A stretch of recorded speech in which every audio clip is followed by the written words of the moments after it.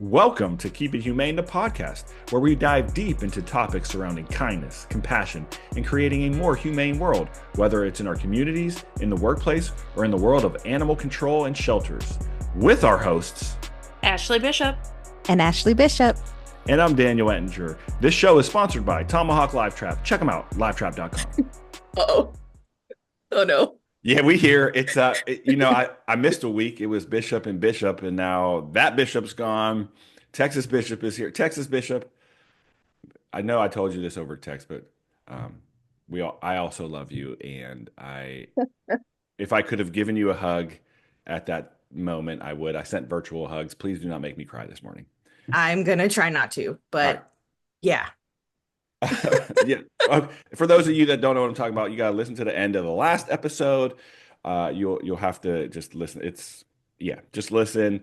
Also, stay tuned. I have a huge announcement. Bishop has no idea. This is breaking news. I can see how we're best friends and just not telling me things. Wow. Breaking news. You're gonna want to stick around for that. We've got to thank our sponsor, Tomahawk Live Trap, celebrating their 100th year in business. 100 years. It's crazy. They're a family-owned and operated business who work with humane professionals around the world to produce the safest and most effective animal handling equipment available. You can save 10% on their products by using discount code Keep It Humane. That's Keep It Humane in all caps. You can visit them at livetrap.com or call them 800-272-8727. I should just call them randomly. 800-272-8727.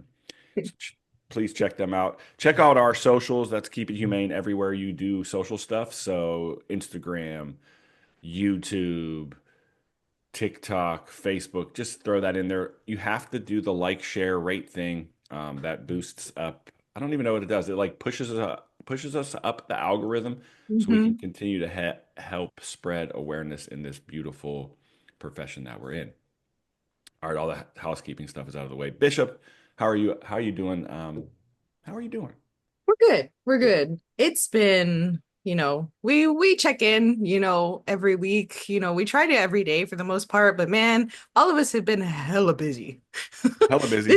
This week was nuts. It was absolutely nuts between everything we got going on. My new facility is, we're ramping up all the meetings and all the things, and I'm learning all the names and design build and financial terms, and I'm way out of my wheelhouse, and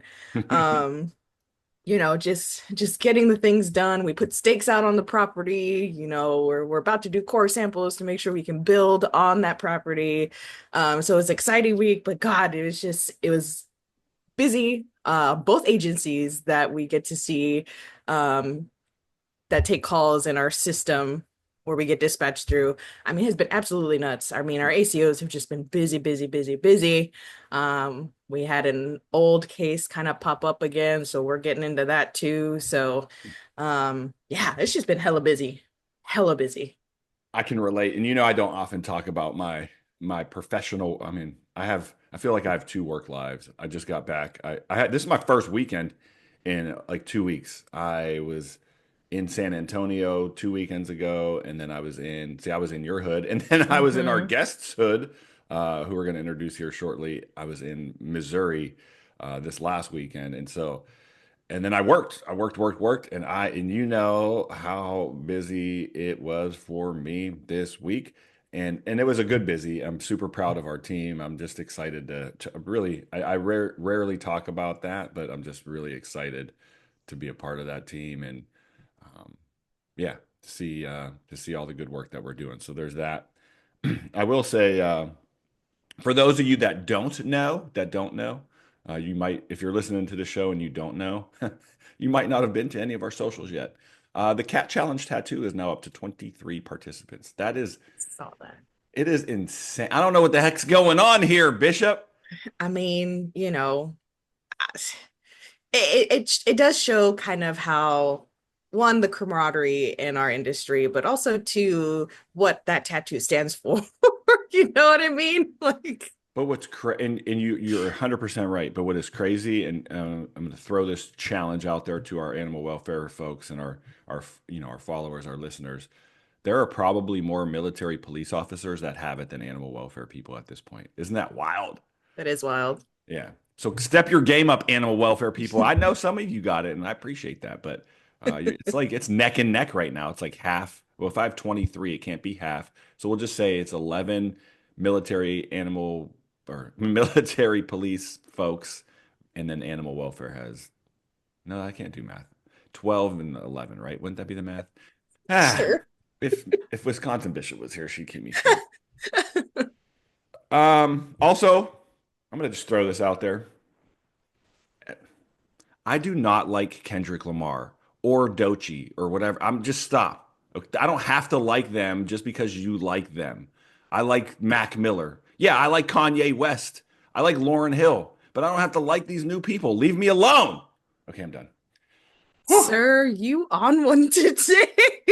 I don't have to like Kendrick Lamar just because you like Kendrick Lamar. I can like Kanye, okay? I can like the Wu-Tang, Ghostface. Leave me alone.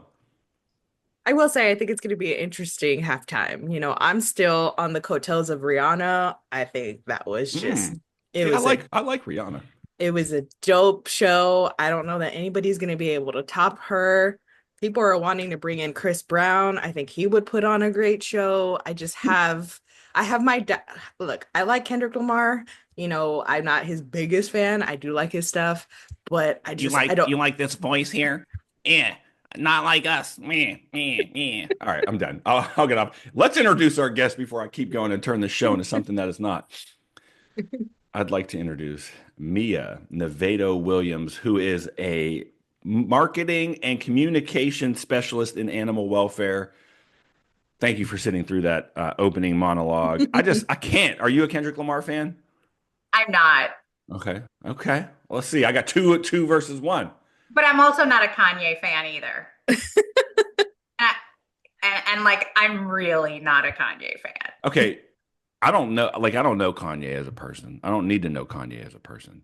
But musically, sonically, like when it comes to production, and this is going to be an unpopular opinion because everybody's going to say Dr. Dre in hip hop is the best hip hop producer of all time. It's actually Kanye. And you can't argue that. People will try to argue that. Dre has he has his sound, and he's done so much for the hip hop industry. Uh, and I'm a big Wu Tang fan, and I love the RZA. But unfortunately, Kanye West is the best hip hop producer of all time. I said it. I said it on an animal I'm welfare podcast. You heard Fighting it here first. words. Fighting I'm not big on words. hip hop. I mean, maybe you need to get into the reggaeton scene or, Ah. merengue and salsa because I have a better time there than listening to Kanye any day. Cheers. But hey, I bet you if you put on some Kanye in the club, you'd dance though. So stop lying.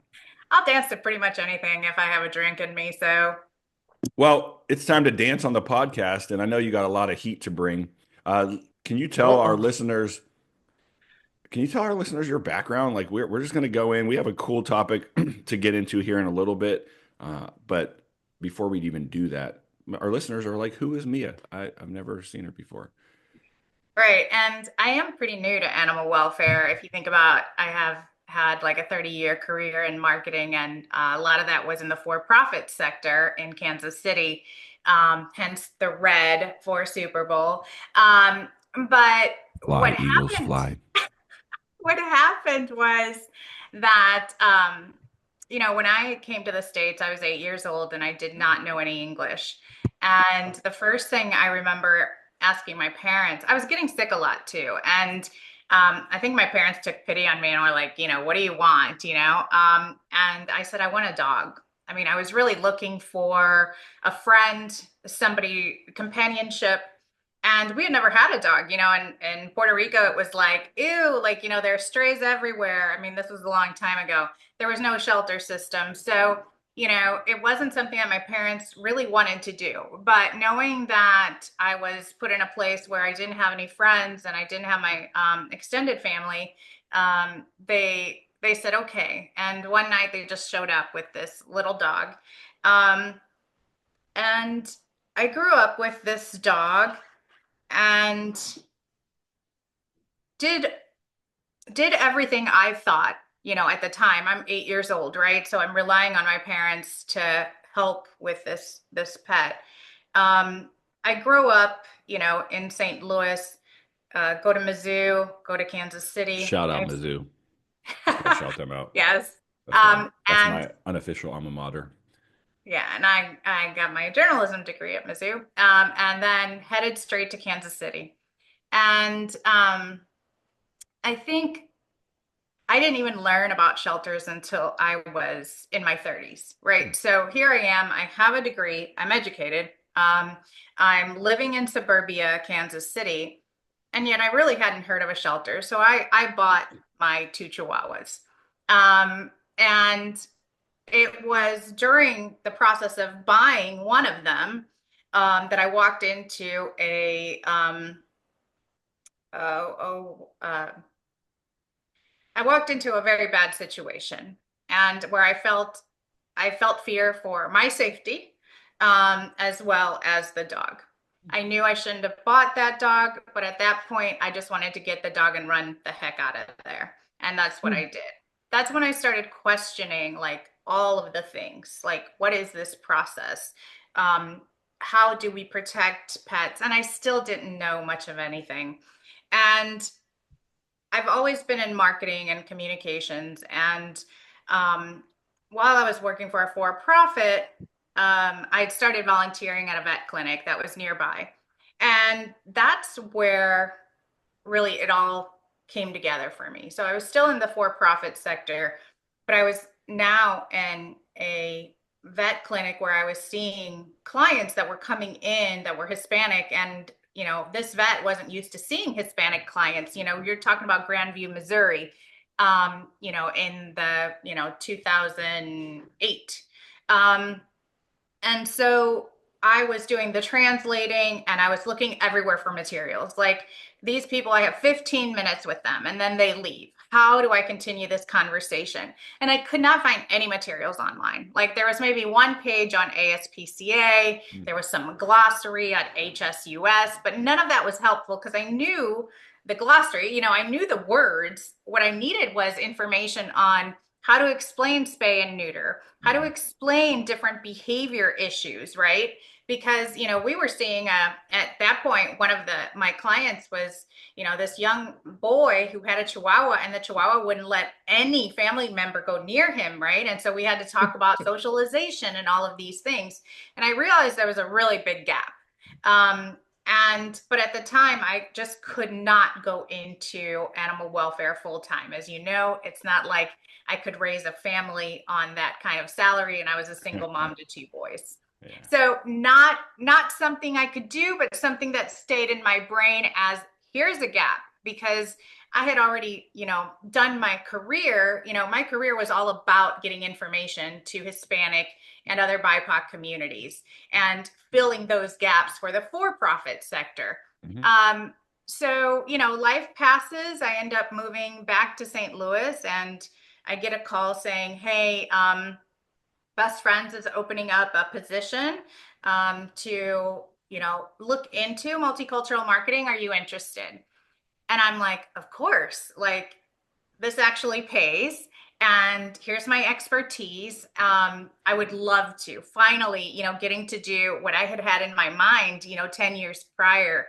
So that's really what led me to where I am today, is taking that experience that I'd had, for over 25 years, and then bringing it to animal welfare through initially Best Friends and then HRA in DC. So that's me. That's a cool backstory. And It is. It's amazing. I have to ask, is Puerto Rico kind of the same like Mexico, where they think Chihuahuas take away all your sickness?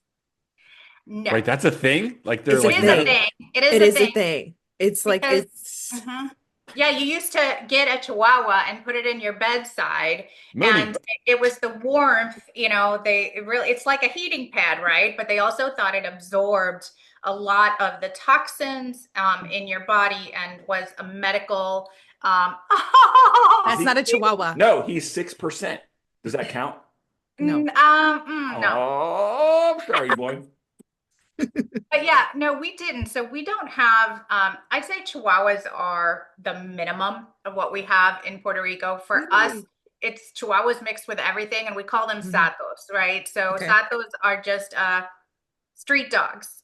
Okay. And they're a mix of everything. And what's interesting though, if you look at satos, strangely enough, many of them have the same face, Hmm. like same type of, you look at it and you're like, oh my God, that has to be a sato, right? So I've fallen in love with satos, but that's really all I had. And it was, my background was definitely one where, my family was like, do not touch them. They're dirty, Mm. they're street dogs. And even with kittens, it's like, don't feed them because the neighbors will hate us. And, because they'll be coming around. And so it was really difficult as a child who wants to get close to animals, right? And help to stay back. So I I think I saw feel the that. opportunity. I feel that. I saw the opportunity when I came to the States and I was like, I'm banking on this. I feel With that. Our cultures is just, I mean, it plays a huge role in how things progress. Oh, Sorry, Dan. absolutely. I mean, it's not just, one of the things I talk about, it's not just socioeconomic and, um, in education, it's a cultural competency, and knowing which culture you're dealing with makes a big difference. You might have an immigrant population that reveres cats but doesn't like dogs. You might have an immigrant population that sees everything as dirty. I was in a focus group once, and one of the focus group members was from Venezuela, and she was in Florida, and she had come to establish herself before her children came. And one of the things she had promised her child was, when you come to the States, I will get you a dog. And so she was very excited. She came to the States and she says, Mom, where are we going to get a dog from? There are no dogs here. Because she was so used to seeing dogs on the street, and she expected to to see see him. a dog, Hmm. pick one out, and bring it home. Hmm. And so the mom had to explain, oh no, there's a different way to get dogs. And that's how she had learned about shelters. But she still didn't know where her shelter was. She had asked, and somebody had said, well, there's shelters that you can get dogs for free, but everything else you had to buy. So she had learned about shelters, but the idea of what happens there, how to get vet care, all of those things were so nebulous and so blurry for her, that she hadn't gone and acquired a pet yet. When you talk about your background in marketing and communications, I want to talk about the words. I just got to go. Can I just go in? I have to go in. We're here already, Dan. We're already here. How long were you with best friends? 3 years. And how did the no kill and save them all language, how was that interpreted in the Spanish communities? Like, did they understand it from that aspect? Or like, please Yeah. talk about your experiences with that messaging. So that's a fantastic question, because before I started doing anything, I did two things. One, I knew I needed to do research, right? Not research that was, best friends brand research. I really needed to do research in Spanish and English for Hispanics. And so to get a mix of uh, where are the Spanish speakers in this conversation, and where are the English speakers, right? Because they've both adopted or and have acculturated differently. One has chosen not to acculturate, and the other one has acculturated. So um, how are their thoughts and feelings around this different? And in addition to that, I wanted to explore the name best friends. I wanted to explore the save them all, right? Because Mhm. one of the big things that um, popped up for me when I joined best friends is, my first thought is, if I say save them all to Black and Brown people, my first thing is, when are we going to save the Black and Brown people? Um, we're going straight to save all the pets. But I had a feeling that people would say, why not save me? Right. Um, and so when we did the research, what we found out was they didn't know about no kill. So there wasn't a lot of awareness around no kill. Um, and I presented them with, you know, the logo of Best Friends. Half of them thought it was a church. The other half thought Well, it was well, well. okay, Well, but we're not going there yet. Not going there yet. Um, but the That's I other, like her. interesting. I like her. but the other part, you know, saw the animal. The thing was that for them, the idea of no kill, save them all, and best friends sounded like a church, like, What? right? And so we talked about that, and one of the things they thought was, well, no kill is great, right? As a concept, it's absolutely great. If you tell me about no kill, I'm gonna get behind it. But when it came to save them all, they thought when we showed them different ways to translate save them all, right? Because no matter what, the words have different meaning. And Bishop, you know this, words have higher weight in Spanish. So one of the things, even when you say no kill, if you say the word kill in Spanish, you literally conjure up the image of someone killing, stabbing, shooting, like something violent. What's the word for kill? Like matar, Mhm. you know, a matanza. And so it conjures up a much heavier, whereas here in the US, you say, oh, I'm going to kill myself. I can't believe I made that error. Oh, Mm. I'm going to, you know, I'm going to kill him when he comes home, right? We use that word so, you know, so Nonchalantly. yeah, but it doesn't have the kind of meaning it does in Spanish. In Spanish, you really don't use that word unless you hear it on the news, like, you Hmm. know. And so we talked about that, and so it was more about we talked to the group and said what word would work, um, and they really told us out of all of the choices that it was sacrifice. It was like Interesting. these pets are sacrificed in essence for not having a place to go. And and Hmm. so I kind of we like that. we took that. Um, and and so if you look at so one of the things that I wanted to do in my honestly, my number one goal at Best Friends was to build a website of information so that people like me that were volunteering at vet clinics had a source where they could download information about spay and neuter, where they could download information about adoption, where they could learn about vaccinations, and having a hub for a resource. So if you go to that site, which is still there, it has that word. So we never actually say no kill. We use the word, you know, like that the word sacrifice, and we will talk about no kill. And when we do talk about it, we don't. If we're talking about it as a concept, we don't translate it. We leave it in, you know, in English. But I remember I also said I don't want to use save them all, and and it was quite a fight in the beginning, but then our brand professionals kind of came in that consulted with us, and they said no, it makes sense. It makes sense that we would have a step, an educational informational step process to bring people into this conversation, because we haven't welcomed them into any movement that's animal welfare related. And so we were able to stop using Save Them All in Spanish. And then by the end of my tenure there, we were saying together we can save them all, because we're a collective, right? We think like a collective. And that was part of the process. You know, they wanted to end up saying save them all. So I just did kind of like a 3-year plan to get us there, because I didn't want to do that in the beginning. And honestly, I didn't want to do that at all. I don't think we needed save them all.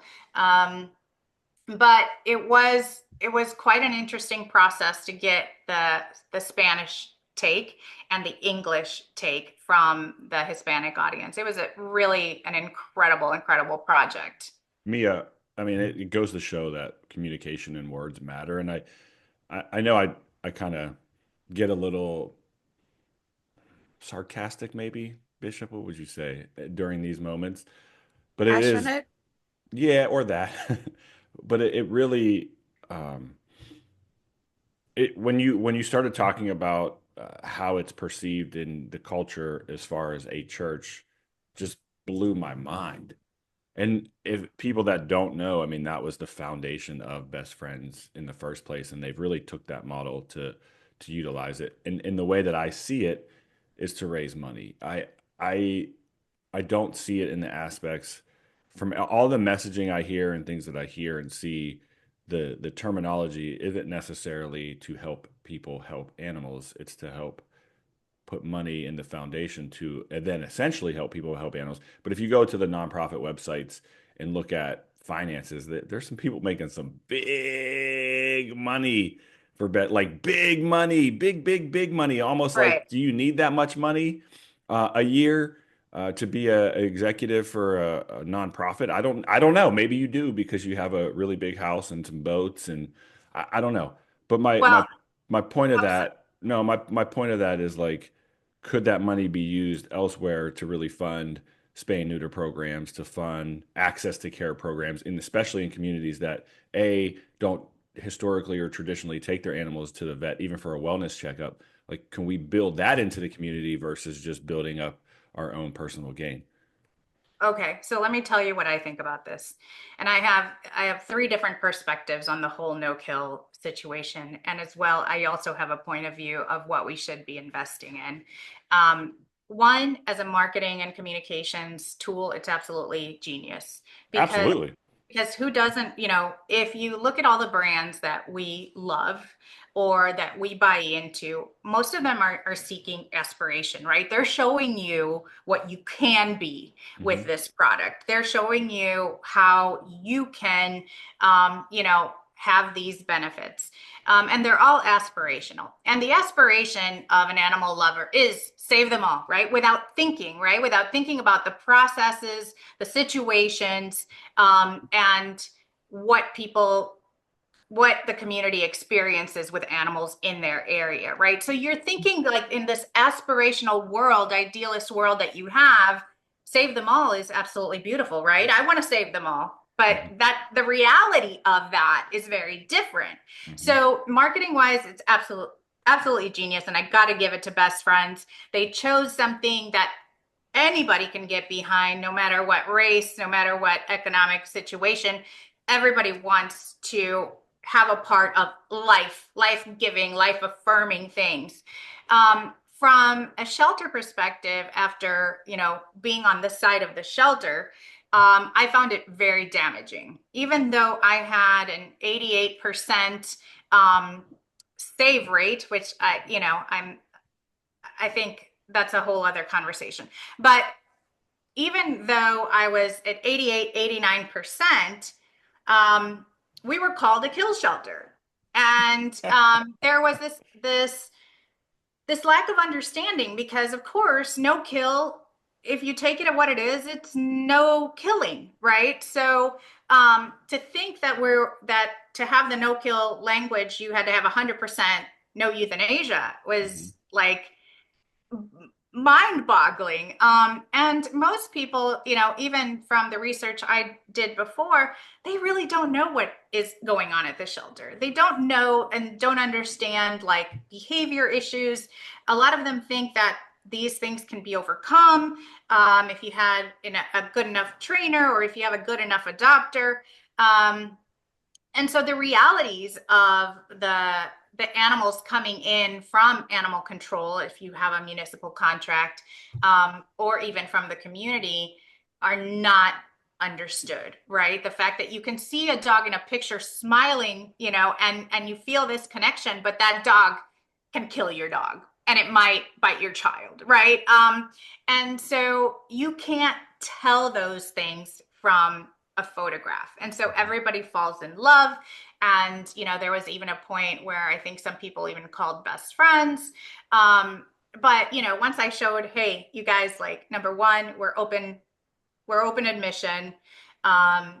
We do have OREs, and we absolutely like to keep our community safe. We're in an urban location. We have some dogs that, well, by the time they come to us, there is nothing we can do. There are less rescues than there were before that are willing to take on these challenging pets. And so, at some point for me, I'm like, and it's very hard to explain this to the community. The most humane outcome in many situations is euthanasia. What is not humane is letting that dog live in a community where he is set up to get shot if he approaches a kid and tries to bite, and where he may be abused, or worse, like not just abused, but hit by a car. Like, putting a dog back in the community doesn't automatically mean this dog is going to thrive and have a good life. So all of these situations and the understanding of what we go through in the process of making these decisions is not understood. And think about the fact that, number one, people consume media differently than ever before, right? You can't just go through traditional media. Everybody, no matter, generations are going all over the place. So getting a message out to them is difficult, and getting a message out in 2 minutes or less, or 30 seconds, which are the sound bites they want, is even more difficult. So I'd say for communications professionals today at shelters and working, with municipalities, it's extremely difficult to know what to talk about and how to talk about it to the community, because you do need the community assistance. You need them to understand these issues. But there's this organization that has $200 million and has their own narrative and their own message that overrides your community message. And when you So talked about before having that 88% save rate, it, in my opinion, and this is just my humble opinion, shelters should not be judged on their euthanasia rate, period. What they should be judged on is what are they bringing to the community? Because the euthanasia rate is not a reflection of the shelter, it's a reflection of The community. period. and Period. I And agree with you. I and think what we're villainizing shelters. And absolutely. not we. These major organizations are villainizing shelters for trying their hardest, and they're not valuing the people that are inside that building. They're valuing this no kill 2025 goal that they'll either they haven't got there yet, because I know somebody maybe even on this podcast got an email about save this many more animals this year and you'll reach no kill status. I agree with you wholeheartedly about how a shelter should be judged. Unfortunately, I think when you have a short staff at shelters, and all of it has to be focused on animal care and just the administrative functions of getting that shelter, running. The people or even staff that is paid to be out in the community to forge these bonds is non-existent. I see a lot of people that, and even I think in a lot of organizations that rely heavily on their social media account. Well, if it's on social media, everybody knows. And it's like, no, everybody doesn't know. If you think about the rural areas where you have a lot of immigrant populations, they're not going to your page. They don't even know about you. So it's this kind of misunderstanding as a communications professional that everyone at the shelter wants you to focus on social media and getting the community to come and help us. And it's like, well, to do that, we literally have to be out in the community. Mhm. To do that, we need to be having conversations, and that's not something that this sector has truly embraced, and kind of just stays behind the walls of the shelter and hopes people will come. And it's like, well, if we had had this on social, people would have come. And it's like, no, this is how diverse your community is. And only this amount of your community is actually on social. Depending on their race and background, they have different preferences. And depending on their age, they have different preferences. So my hope is that we have more communications professionals, embedded in shelters so that we can actually put the community like first. It should be community forward thinking for everything. Because if you don't want to be called a killer, then you've got to show them and bring that information to them. And And yeah, and I want to say one thing because I saw it on, and we had her on as a guest.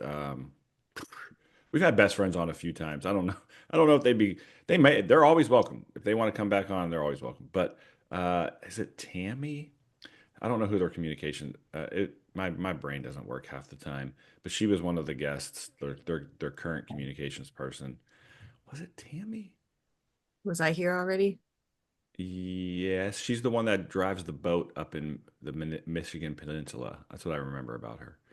Um, Anyway, anywho, she had a post on LinkedIn and it's from best friends. And I mean the post like I it says like something about they use the term kill for like killing less or something like that or Mhm. this many animals have been killed and I just put with a little asterisk in the comments euthanized because here's the reality. Like we're not killing in that like if you want to just go down to the nuts and bolts of plain language, then sure you can use kill. But the reality of like if anyone understands the history of this profession in the 1800s, they took 40 to 50 dogs, put them in iron cages, and dunked them in the East River for 6 to 7 minutes. And if any of the dogs came up because there were air pockets and they were still alive, they then beat them to death. That is killing. Yeah, Am yeah. I am I done yet? I'm not done yet. That's killing. Like stop with this image of kill. This is Well, euthanasia because the community's problems. And language matters, language, yep. me working in a municipal shelter, and I would consider myself a no salvo kid, to be honest, Mia, but I speak enough to get by. Um, I what we have done in our community is lay it out pretty thick.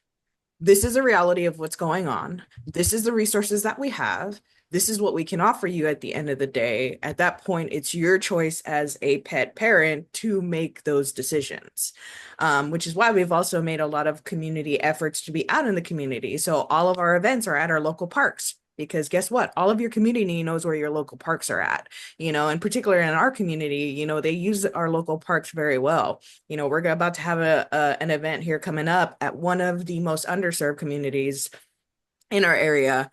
And I will tell you right now, they are the most grateful community and the best park we ever go to. I mean, we have people coming in, it's word of mouth a lot of times too. Mhm. They go down to grandpa's house and say, hey, they're doing this out at the park. A lot of people come without shoes, they're walking up to us without their shoes. They just woke up or whatever the case might be, and it's one of the most successful events we've had throughout our time doing these things. But language matters. And speaking very plainly to your community and also very truthfully about what's going on and not sugarcoating anything, I think has helped us move forward. While some people may not like it, I mean, not everybody can process what it is we're trying to tell people sometimes. And obviously we're not slapping them in the face with this is the reality of everything, but at the end of the day they need to understand what's happening in your facilities and how they can help in those issues and what kind of services you offer for that. Like we offer free spay and neuter for our residents. All you have to have is proof of residency, because at the end of the day everybody's dogs can get out. My dogs can get out, our council members' dogs can get out. Whatever the case might be, I don't care what category of economics, whatever that you're in, your animal can still cause that problem regardless. So we offer it to all of our citizens. They do Yep. pay our tax dollars. So, that's where we're at. Mhm. Ashley, two things. One, I think we need to explain what a no sabo kid is. And a no sabo kid is a Hispanic Latino child who grew up with probably Spanish parents or in a Spanish area, but never picked up fully the language. And that is extremely common because when we come to this country, we are told by teachers, professionals to only speak Spanish, only speak English to our children because they won't understand two languages. And so I'm in a household where my sister does not speak Spanish and I am fully bilingual. So that is very common. So there's a lot of this generation, millennial and Gen Z, that are no sabo kids. And so they are very, very, culture is extremely important to them. It's their Mhm. identity. Mhm. But they also, are in between two worlds. And so they don't quite have that language. Um, and then the other thing I wanted to tell you was when it comes to your hometown of Brownsville, we held a vaccination clinic in Brownsville, like this free vaccination clinic. And we did not do a lot of PR around it. I mean, we did a social a little bit, we did some flyering, but let me tell you, we had a line starting, it started at 7 a.m. We had a line started at 4 a.m. Um, we ended up like adding another bay because we had so many. Cars ended up running out of gas, waiting. And we had all of these things in place to help them, and the community came forward, and we stayed as long as we could to give everything that we had to Brownsville. But this was the need. Like, this was a need that they wanted and were willing to wait for hours. So to say that these people don't care about their pets or, other negative things, it's just absolutely wrong. And to get back to what should, more nationals invest in, I think now's the time to really think about HLE and think about animal cruelty because there are more dogs that are actually killed through abuse than through sheltering. And we don't really talk about that. We don't talk about the fact that when people do better, animals do better. So, and this isn't necessarily something that is purely socioeconomic and education based. That is the primary, right? Socioeconomic and education. However, when you think about animal cruelty and who actually does the most abuse, it's not the immigrants, it's not the BIPOC, it is white men in rural areas. And there's studies, FBI studies that talk about behavior analysis, and most of the abuse and most of the killing is done by white men. And so when we think about no kill and when we think about saving animals, I think in addition to focusing on, sheltering and bringing best practices to sheltering and better communications to sheltering, we really do need to begin to talk about the equation of abuse and humane law enforcement, and begin to have, I think, even more support towards our ACOs, because that's a critical component of saving lives, not just of animals, but of people in our community. And it's time that we think about the fact that saving animals begin with saving people. It begins with saving your community. And I wish that there was more attention paid to that and resources to give to ACOs and trainings and just more there, because that's where there's a lot of the killing that's happening of our pets. And I would say selfishly, I would have liked for to see more organizations in Puerto Rico, because as a Commonwealth, we basically have to do everything ourselves. And we're not treated like part of the US yet. It's rampant with US and Americans on the island. So, and they go and they have their vacations. Oh, that's such sad that there's cats and dogs everywhere. But there are no solutions for us. We no longer have HSUS down there, best friends. We don't have a lot of resources down Well, there. And that's here on, interesting. oh, sorry, Oh, I was just going to say mhm. we're trying to bring that awareness on the show, but there's a lot more people that could help for sure. Yeah, and that's interesting that you say that they've kind of moved out of those communities. In my personal experience, living on the border with Mexico and Brownsville, a lot of those street dogs are well taken care of by the community itself. You know, you know what I mean? They are well fed. People look out for them and things like that. And it's just it, Up until a couple of years ago, actually, in Brownsville, they would not adopt out a dog to Matamoros, which is literally right there. mhm. And Interesting. so you were not allowed to adopt if you lived across the border.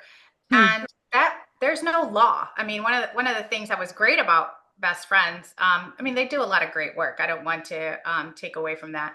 But, I talked to a lawyer and I was like, why can't we have adoptions in Mexico? Is there a policy under, any president that has said that?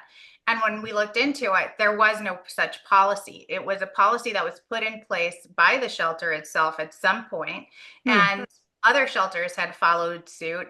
And so the first thing we did was, okay, let's not do that anymore. And we started adopting dogs out to people that lived across the border. And they became part of the talking about adoption and Hmm. um breaking the stereotype that all we like are small little white dogs, because the community from Matamoros was coming in and they were adopting huskies, pit mixes, right? And so to me, I was like, hallelujah, let's help break these stereotypes too, because we do love big dogs as well. It's just we're not always in places that are they accept them. That's interesting. I didn't know that was a thing. I know when I was there, I was only a part-timer while I was there at the Brownsville shelter. I mean, that's interesting that was a thing. Because especially of how full they get. I mean, God, whew, that was an experience, getting through Brownsville, and I commend my supervisors at the time, that were there. I don't think they're no longer there anymore. But man, it was tough. It was a tough entrance into the industry. But man, I learned a lot. I learned a lot, and it's a beautiful shelter. I will say that it's a It beautiful really, it shelter. really is. And you don't think about the fact that Brownsville in particular, you're talking about the border. Mhm. And so if you're coming over from Mexico, you are separated from your pet at the border. Mhm. And those pets end up at the Brownsville shelter. Many of them do. And sometimes there aren't these communication to allow for the person to find their pet after they're able to Mhm. get in the country. And Mhm. so that's another thing that we're starting to recognize and that Brownsville has, begun to think about, letting Border Patrol know, hey, if you have to separate a dog, please ensure that they're safe, that they come to us, because many times they go to places that they're euthanized. And think about Mhm. this, people will walk like their family from Mhm. Venezuela or Costa Rica all the way to the Mexican border with a dog, or Central America, Guatemala, and right when they get to the border, the dog is taken from them. Mhm. So we have to think about the fact that, not only as the ones coming in, but as we look at these mass deportations that are happening, we need to get into our communities and talk about plans. We Yeah. need for our shelters to begin thinking about their community. And this isn't just, Hispanic communities. This is, when you think about the red cards, have you seen those red immigration cards? There are Mhm. cards that you can get online that you can give to immigrants. And what they do is when someone shows up at your home, you just give them the card. And the card tells them, you are not, I know my rights. You cannot come in here. It's in English on one side, Spanish on the other. And it says, you can't come in here. I know my rights. And it allows them to have some confidence if they come to their home. But we need to begin thinking about these pets that are being left behind. The Hispanic community, as you know, is great at rehoming their own pets. They have Mhm. their own system. I mean, it's beautiful, right? Um, And you're totally right. And before we even got on air, I went and tried to do some research to see if there's been any news stories about people that are being deported and the animals being left behind. And we're not seeing it yet in the news, but it doesn't Mm-mm. mean it's not happening. Correct. I'm sure it's happening. Our animal shelters, our animal control officers are going out and having to pick it up, and so it's definitely something we're going to want to continue to watch as there was a as this story, happens. Flatbush cats Which had, they're going to be on next week. So we're not we call that burying the lead in animal well or in well, radio. talk to them because Yeah, they well, actually went, yeah, they're in the news yeah, about what they've experienced with a family being deported and the dog now being in their shelter. yeah. We Um, look forward to having them on and talking about some of that. We kind of reached our time for today, and we really value all your insight. We need to This have you was, back on for yeah, sure. I was gonna say, it sounds like there's a lot more that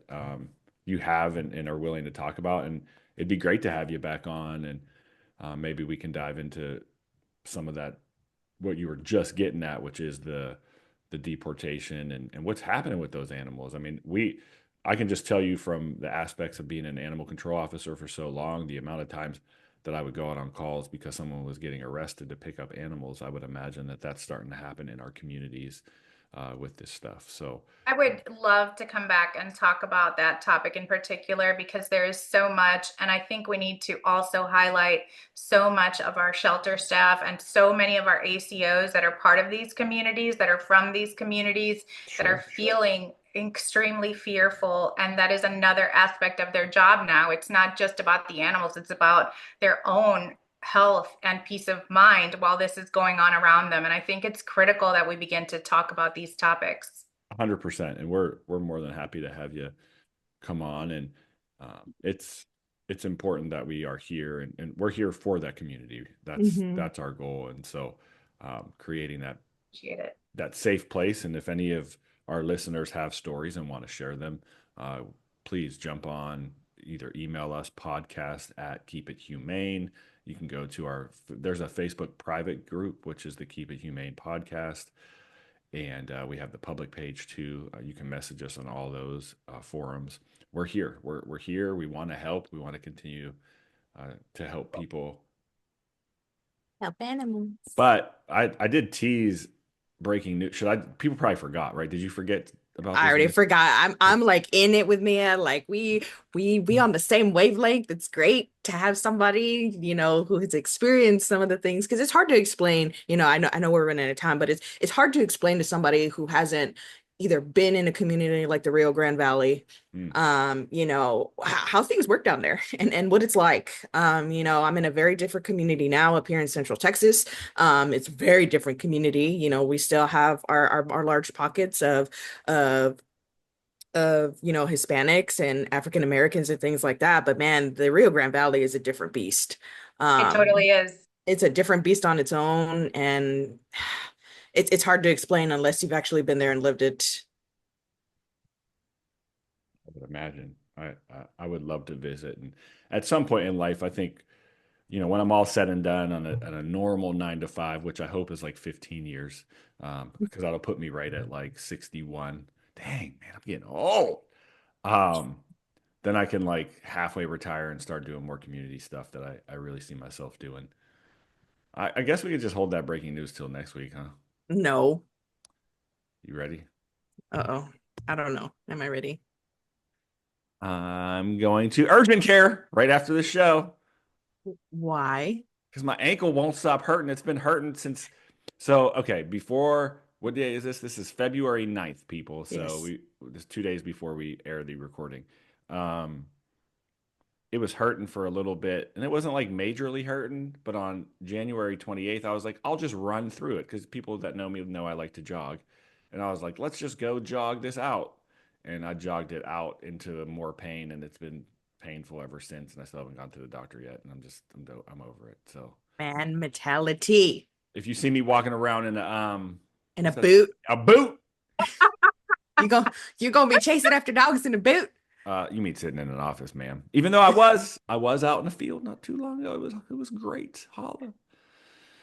By the Oh, way, I just want to thank you guys for just making this such a great conversation and having me on. Ashley, I think we need to like offline, girl, I like need for sure. conversations to have. But really, just really appreciate it. And I'm happy to give you guys some resources that you can put on we'd your love it. pages Please. Yeah, you to can. help. We can actually, if you're willing, we on Keep It Humane. Why don't we just, if that's something you want to work on, I'm happy to take any free help Yeah, you that got we it. could You get. got it. But I got maybe we do create a link on there that has some of those resources because they are hard to find, and we hear our peeps in the field talk about resources that are in Spanish and such. So if that's something you want to Oh, put, absolutely. yeah. Yeah. I mean, I can put together a post and you guys can How would I have say keep it humane in Spanish? mm. Gonna say that even. There is How do you this is say where humane? How do you say humane? this is sí, but it's más humano, right? And I Mhm. think that that keeps it just like humane, you know, you get the human element in Uh-huh. Spanish, the human element outweighs Of everything course. else. Yeah. So you'd have to use a different word to encapsulate that. So you would go instead of translating, you would actually like transcreate it. So you would take that sentiment and then you'd have to come up with a completely um, different word It to do. wouldn't translate specifically to what you're saying, So what if we essentially. had like animal help animal? How can we say help animals and help peoples? Wow. Um, People. podemos decir, oh, ok, podemos decir ayuda para la gente o para familias y sus animales. Um, but I think the word ayuda is Mhm. always a good one. Apoyo, that is a strong one, which is support. Mhm. I think that's probably Wait, how even do you more. say it? Apoyo, Okay. It sounded like like you know, chicken is yeah, pollo. that's what I thought. Pollo. I was like, what are we talking about? We saving all the roosters? I mean, that's fine because we do save roosters. Yeah, we do. The Spanish language is wild. It It is really is. wild, It's and so hard. And it's you'll wild, even but it's it beautiful. it It's is. It's so beautiful. beautiful. And I I will mean, say that Puerto Rican dialect is my favorite, but I can't understand it, y'all. In the Puerto Rican With oh, Spanish that is oh wait, slang. so It's hard. that slang. that is so true because anytime I go anywhere, they're like, "Ah, you're Puerto Rican," and I'm like, "Oh, so now I'm out of the club, huh? I'm out of the club because I'm from No, the I Caribbean." love y'all. I love You y'all, know? but goddamn, you're so hard to Yes, understand. we talk fast and we skip letters altogether. So But wait, since we started with hip hop, are you a fan of Cardi B? oh yeah, All right. Well, on that note, thanks for listening. We like to say help people Help animals. and keep it Keep it me. humane.